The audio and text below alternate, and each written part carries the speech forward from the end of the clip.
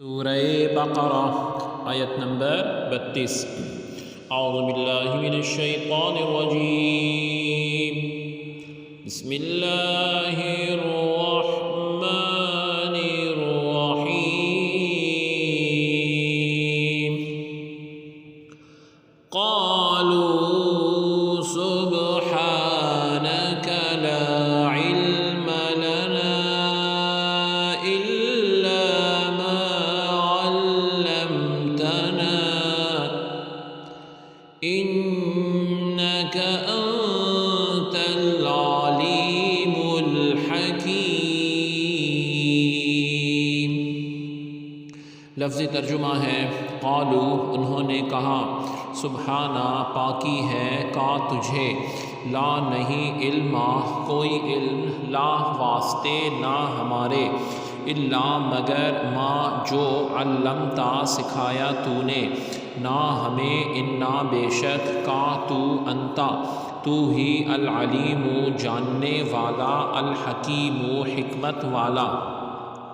بامحاورہ ترجمہ ہے فرشتوں نے عرض کیا، تیری ذات ہر نقص سے پاک ہے، ہمیں کچھ علم نہیں مگر اسی قدر جو تو نے ہمیں سکھایا ہے، بے شک تو ہی سب کچھ جاننے والا حکمت والا ہے۔ آیت کی تفسیر میں فرمایا گیا لا علم لنا الا ما علمتنا، ترجمہ ہمیں صرف اتنا ہی علم ہے جتنا تو نے ہمیں سکھا دیا۔ یہ بات فرشتوں نے اپنے رب ذوالجلال سے کہی تھی۔ حضرت آدم علیہ السلام کے علمی فضل اور کمال کو دیکھ کر فرشتوں نے بارگاہ الہی میں اپنی عاجزی کا اعتراف کر لیا اور اس بات کا اظہار کیا کہ ان کا سوال اعتراض کرنے کے لیے نہ تھا بلکہ حکمت معلوم کرنے کے لیے تھا، اور اب انہیں انسان کی فضیلت اور اس کی پیدائش کی حکمت معلوم ہو گئی جس کو وہ پہلے نہ جانتے تھے۔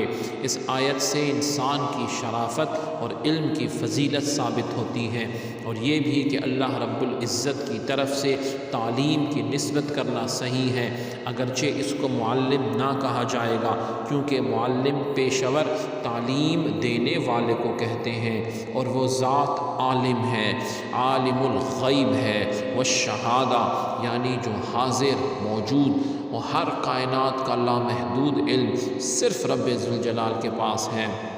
عالم صرف اللہ ہے، باقی سب جو ہیں طالب علم ہیں۔ ہاں وفوق کل ذی علم علیم، الرب فرماتا ہے کہ ہر علم کے اوپر، صاحب علم کے اوپر ایک صاحب علم ہوتا ہے، یہاں تک کہ یہ بات جو ہے سب سے بڑا عالم جو ہے اللہ رب العزت تک علم کی پہنچ جو ہے چلی جاتی ہے۔ اللہ رب العزت ہمیں علم حاصل کرنے اور اس کی قدر کرنے اور عمل کرنے کی توفیق عطا فرمائے۔ سبحانک اللہم و بحمدک، اشہد ان لا الہ الا انت، استغفرک و اتوب الیک، وصلی اللہ تعالی علی خیر خلقہ محمد وعلی آلہ واصحابہ اجمعین برحمتک یا ارحم الراحمین۔